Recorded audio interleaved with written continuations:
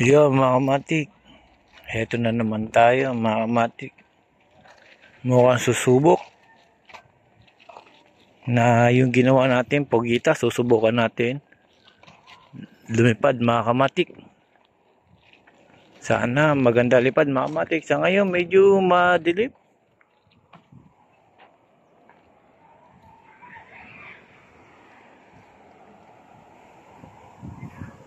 Ayan mga kamatik, madilim mga kamatik. Susubok tayo ng pugita. Paliliparin natin kung lilipad mga kamatik. Set up ko muna mga kamatik. Pakita ko na lang sa inyo pagka lilipad na. Malakas sa akin mga kamatik. Napakaganda. Kaya lang makulimlim mga kamatik. Parang ulan.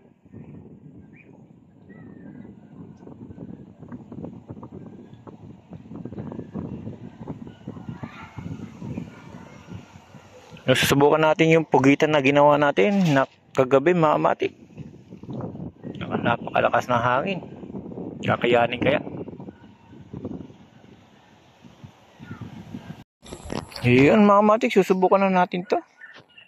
Ang ating pugita na ginawa mga kamatik. Tetesting natin kung lilipad.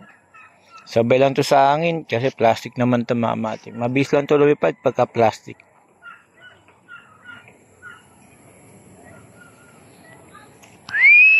Hintay lang natin hangin mga kamatik. Isasabay na natin.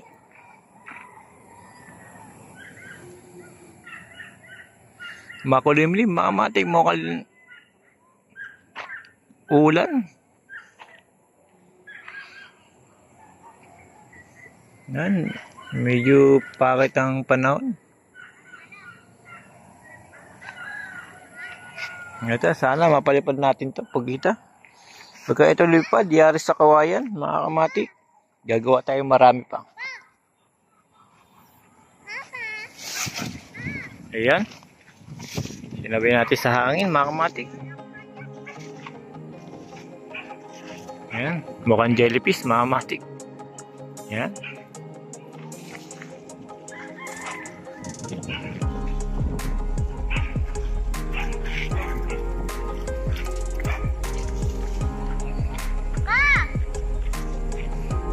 Parang jellyfish sa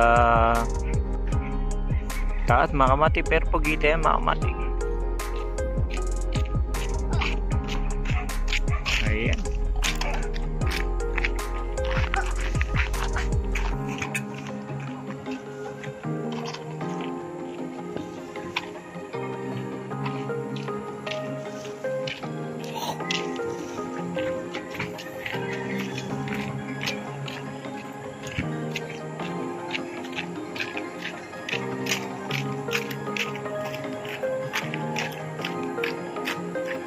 Yun, napakaganda sa area mga kamatik.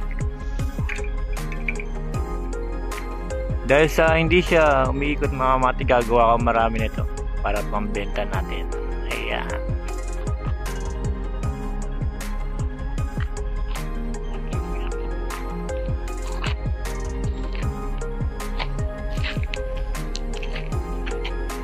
Nawawala ng hangin mga kamatik.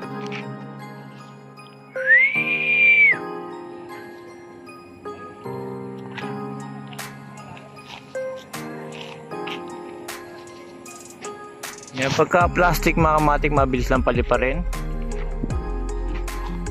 Ayan mga kamatik, mukhang jellyfish ang ating pugita.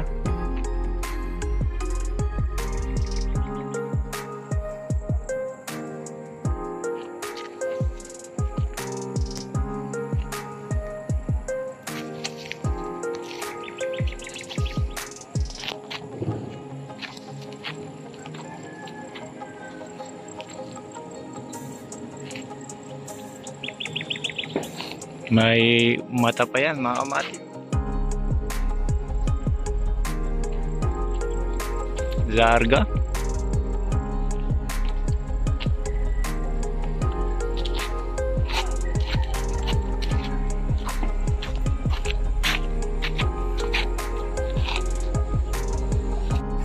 Ayan mga kamatik, napakaganda sa ere.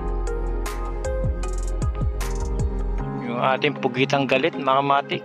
Nakataas yung kilay mga matik.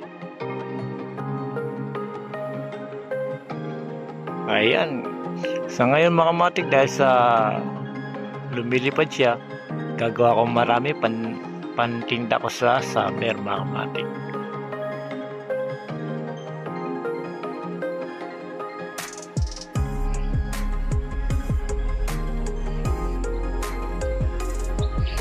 Yun, napakaganda sa ere mga matik, walang kaikot-ikot ang ating pugita.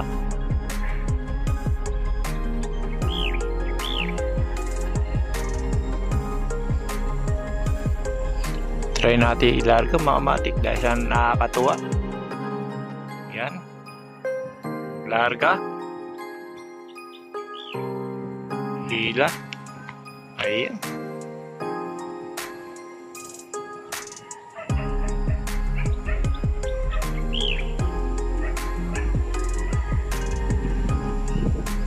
Ayan mga matik, yan ang pugita natin. Meron akong ginawang video dyan kung paano gawin ang pugita. Pwede nyo gayahin at panoorin mga matik para matuto kayong gumawa ng pugita na simple lang mga matik na paggawa.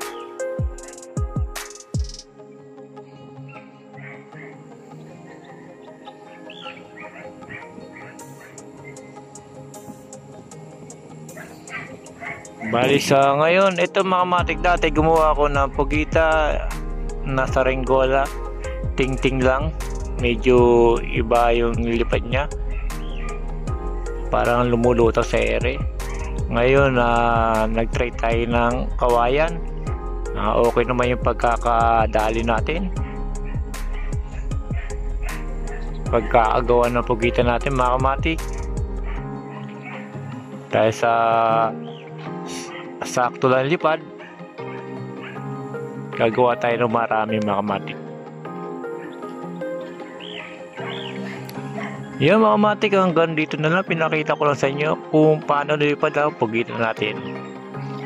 Kung gusto niyo matutong gumawa, panoorin lang yung video ko isa. Ayan mga matik, para matuto kayong gumawa ng pugita.